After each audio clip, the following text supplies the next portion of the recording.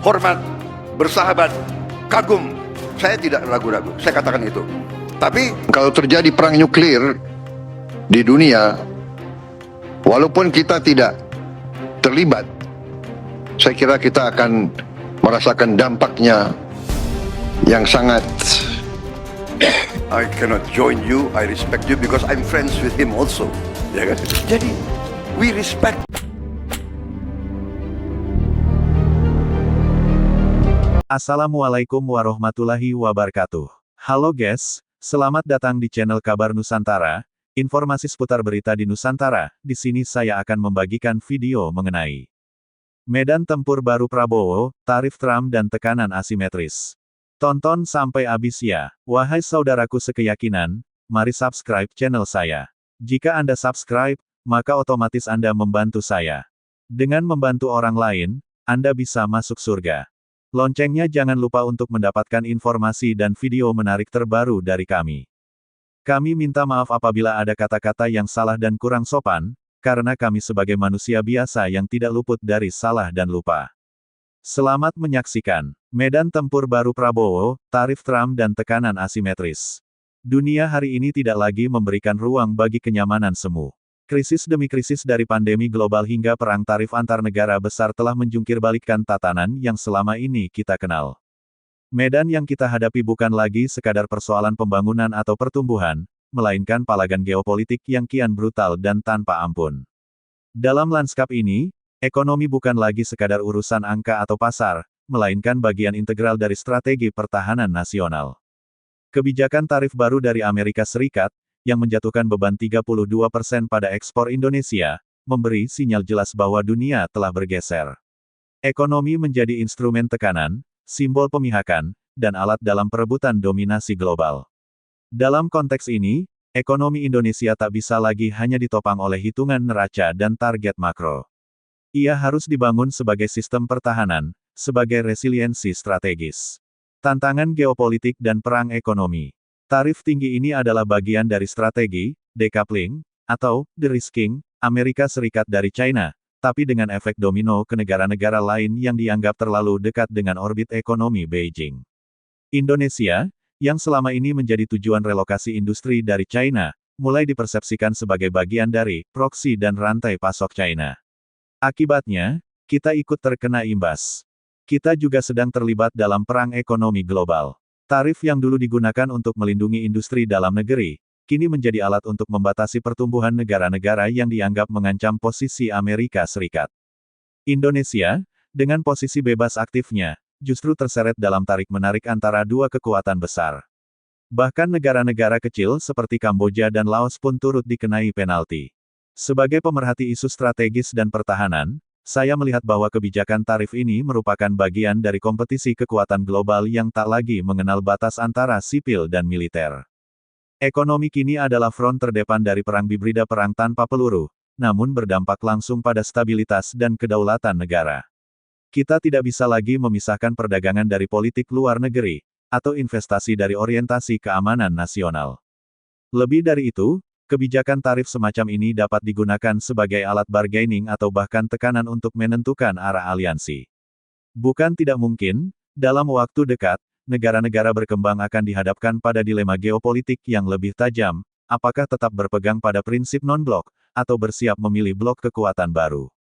Posisi dan respons strategis Indonesia. Era Prabowo dimulai di tengah perubahan lanskap global yang cepat dan penuh tekanan. Dunia bergerak dari multilateralisme menuju proteksionisme bersenjata. Posisi Indonesia sebagai negara besar di Asia Tenggara menjadikannya medan rebutan pengaruh dua kekuatan utama dunia. Tapi terlalu lama kita hanya menjadi objek, bukan aktor. Kini saatnya berubah. Sejak awal, pemerintahan Prabowo tidak hendak membiarkan ekonomi kita hanya menjadi penyangga pertumbuhan global. Sektor strategis hendak ditransformasi menjadi pilar ketahanan nasional, dari industri pertahanan, pangan, energi, hingga teknologi. Kebijakan ekonomi harus dijalankan tidak hanya untuk mengejar angka, tetapi untuk membangun daya tahan dan daya saing. Tarif tinggi dari AS menjadi pengingat bahwa dalam kompetisi global, kekuatan ekonomi adalah cermin dari kekuatan negara. Maka, kebijakan ekonomi Indonesia ke depan harus didesain sebagai strategi geopolitik, bukan hanya untuk tumbuh, tapi untuk bertahan dan memimpin. Diplomasi perdagangan harus diperkuat, tak hanya untuk membuka pasar, tetapi untuk menegosiasikan posisi Indonesia secara strategis dalam rantai nilai global. Prabowo tidak sedang bermaksud membangun ekonomi yang sekadar kompetitif secara pasar, melainkan ekonomi yang berdaulat secara strategis. Dari hilirisasi hingga digitalisasi, dari pertanian modern hingga penguatan industri pertahanan semuanya adalah bagian dari sistem pertahanan nasional yang holistik. Visi ini memerlukan konsistensi, ketegasan birokrasi, dan dukungan kolektif dari seluruh elemen bangsa. Data Kementerian Perdagangan menunjukkan bahwa ekspor non-migas Indonesia ke AS dalam 5 tahun terakhir mengalami fluktuasi, dari 18,62 miliar dolar pada 2020 hingga 26,31 miliar dolar pada 2024. Produk padat karya seperti tekstil, alas kaki, dan furnitur kini terancam kehilangan daya saing akibat beban tarif yang tinggi. Inilah ujian nyata atas kapasitas kita menjaga keberlanjutan sektor industri di tengah turbulensi global. Dan ini juga menjadi ujian bagi kemampuan negara melindungi dan memperkuat tulang punggung ekonominya sendiri. Ekonomi sebagai sistem pertahanan nasional. Kemandirian ekonomi bukan lagi sekadar jargon pembangunan. Ia adalah inti dari statecraft kemampuan negara untuk mengelola kekuatan nasional demi kepentingan strategis. Dalam doktrin geopolitik, ekonomi adalah barikade pertama. Negara yang tidak menguasai pangan, energi, dan industrinya sendiri, akan tumbang tanpa tembakan. Langkah-langkah seperti hilirisasi industri strategis, pembangunan lumbung pangan, transisi energi, dan insentif industri nasional tidak boleh dipandang sebagai proyek sektoral semata.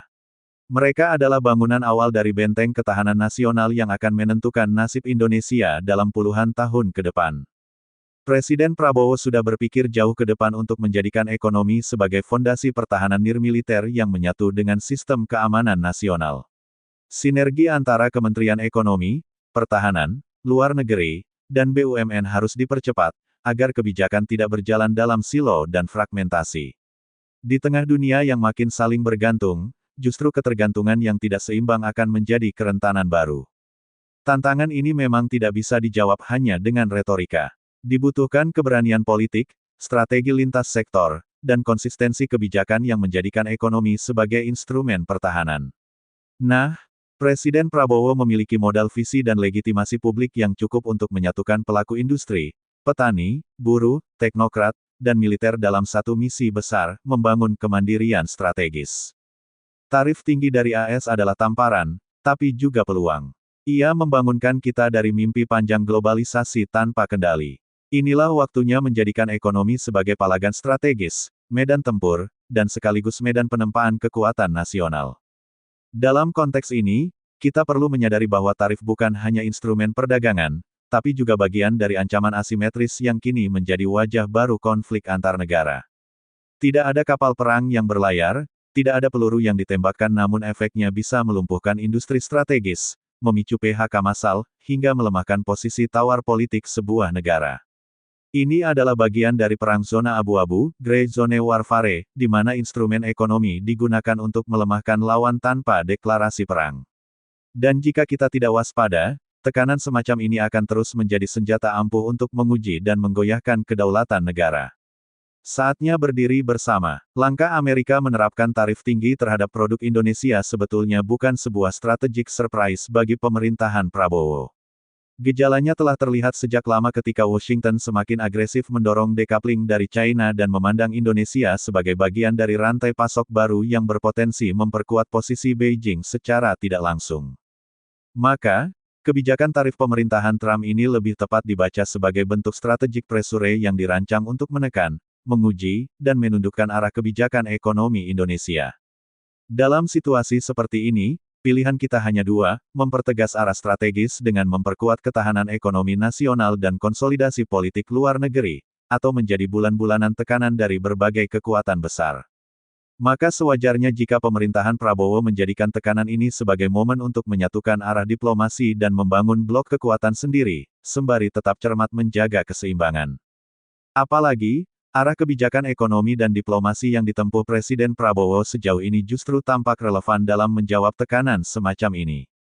Strategi hilirisasi, Keterlibatan aktif Indonesia dalam forum-forum global seperti G20 di satu sisi, dan BRICS Plus di sisi lain, serta langkah memperkuat kapasitas pembiayaan domestik melalui sumber daya dalam negeri termasuk inisiatif pendanaan strategis seperti Danantara adalah upaya membangun kemandirian yang mengurangi ketergantungan pada investasi asing. Dengan fondasi seperti ini, ketika sinyal keras bahwa dunia sedang mengalami realignment, dan Indonesia didorong untuk menunjukkan secara jelas di mana berpijak, karena langkah konkretnya justru dibaca sebagai posisi strategis yang cenderung tak netral bahkan ambigu, Indonesia justru tidak hanya sedang menyiapkan kemampuan untuk bertahan, tetapi juga untuk menciptakan ruang manuver lebih luas dalam menghadapi tekanan global yang terus meningkat. Kebijakan tarif Trump ini pada dasarnya merupakan bentuk tekanan geopolitik. Melalui kebijakan ekonomi yang tampak teknokratis, Amerika Serikat sejatinya tengah menguji posisi negara-negara yang dianggap terlalu dekat dengan orbit kekuatan lain, terutama China. Indonesia, yang selama ini mengambil posisi netral aktif, kini menghadapi pertanyaan yang tidak lagi bisa dihindari, bersama siapa kamu berdiri? Pertanyaan itu tidak hanya relevan di kancah internasional. Di dalam negeri pun, Presiden Prabowo layak untuk mengajukan pertanyaan yang sama kepada seluruh komponen bangsa, bersama siapa kalian berdiri? Apakah kita bersedia berdiri bersama agenda kemandirian dan ketahanan nasional? Apakah kita siap membangun ekonomi yang tidak hanya tumbuh, tetapi juga tangguh dan berdaulat? Di tengah dunia yang semakin tidak pasti, hanya bangsa yang mampu menyatukan visi strategis dan keberanian politik yang akan bertahan dan menang. Inilah saatnya kita menjadikan ekonomi bukan hanya sebagai alat pencapaian kemakmuran, tapi juga sebagai landasan ketahanan nasional yang sejati. Bukan hanya agar kita tidak dijatuhkan, tetapi agar kita mampu berdiri tegak dengan kepala terangkat dan harga diri sebagai bangsa merdeka. Pasar nantikan dampak kebijakan tarif Trump. China harus fokus pada pengembangan ekonomi dalam negeri di tengah meningkatnya ketegangan perdagangan Amerika Serikat dan China. Wakil Presiden China untuk Studi WTO Hu Jianghuo mengatakan pasar global masih menanti dampak pengumuman Presiden Amerika Serikat Donald Trump yang akan mengenakan kenaikan 10% pada tarif barang-barang China pada September mendatang. Selengkapnya dalam program Closing Bell, CNBC Indonesia, Selasa, tanggal 6 Agustus tahun 2019 berikut ini. Punya insting geopolitik, Prabowo ternyata sudah siapkan 3 langkah hadapi tarif brutal Trump. Presiden Prabowo Subianto telah mempersiapkan 3 gebrakan besar untuk menghadapi berbagai gejolak perubahan kebijakan global, termasuk kebijakan tarif balasan dari Presiden Amerika Serikat Donald Trump. Dalam menghadapi tantangan global, termasuk kebijakan tarif baru Amerika Serikat, Presiden Prabowo menunjukkan ketajaman melihat dinamika geopolitik. Pemahaman mendalam tentang hubungan internasional dan perdagangan global menjadi kekuatan utama dalam menjaga stabilitas ekonomi Indonesia, ungkap Deputi Bidang Diseminasi dan Media Informasi Kantor Komunikasi Kepresidenan PCO, Noudi Valdrino, dalam keterangannya, Kamis tanggal 3 April tahun 2025.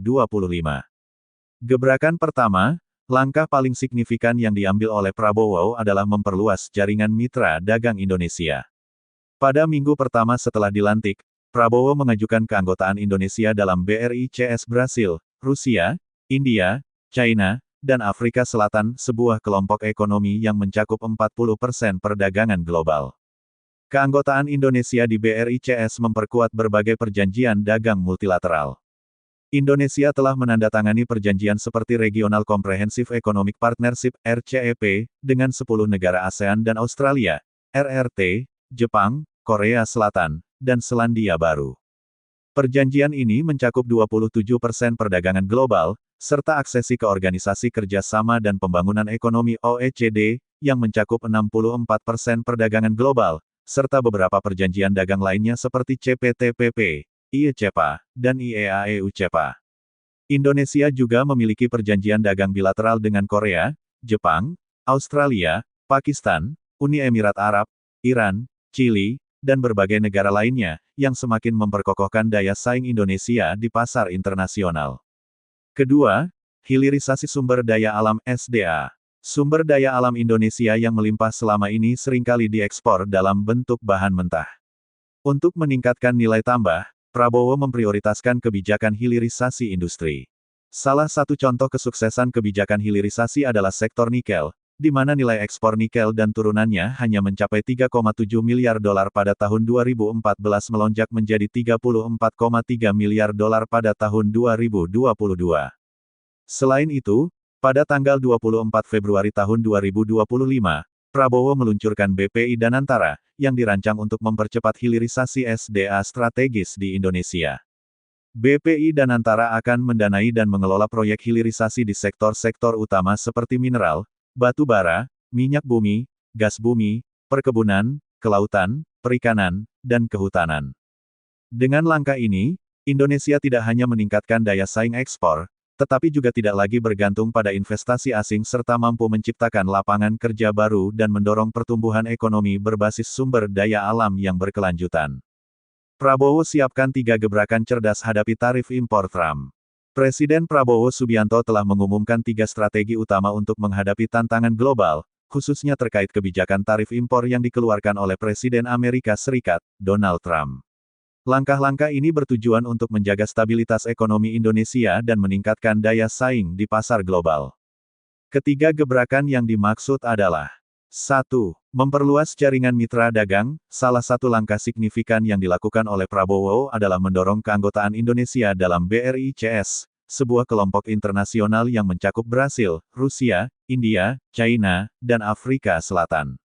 Langkah ini diambil pada minggu pertama setelah pelantikan, bertujuan untuk memperkuat posisi Indonesia dalam perjanjian dagang multilateral. Indonesia sudah menandatangani beberapa perjanjian penting, seperti Regional Comprehensive Economic Partnership (RCEP), dan menjadi anggota OECD, yang mencakup lebih dari 64% perdagangan global. Keterlibatan Indonesia dalam BRICS diharapkan dapat membuka lebih banyak peluang perdagangan dan investasi. 2. Mempercepat hilirisasi sumber daya alam. Indonesia dikenal kaya akan sumber daya alam, namun seringkali hanya mengekspor bahan mentah. Oleh karena itu, Prabowo memprioritaskan hilirisasi industri untuk menambah nilai pada produk-produk domestik. Peningkatan nilai ekspor terlihat jelas pada sektor nikel, di mana nilai ekspor meningkat dari 3,7 miliar dolar pada 2014 menjadi 34,3 miliar dolar pada 2022. Selain itu, pemerintah meluncurkan BPI Danantara, sebuah program yang dirancang untuk mendanai proyek hilirisasi di berbagai sektor strategis seperti mineral, energi, dan perkebunan. Ini bukan hanya akan meningkatkan daya saing ekspor, tetapi juga menciptakan lapangan kerja dan mendorong pertumbuhan ekonomi yang berkelanjutan.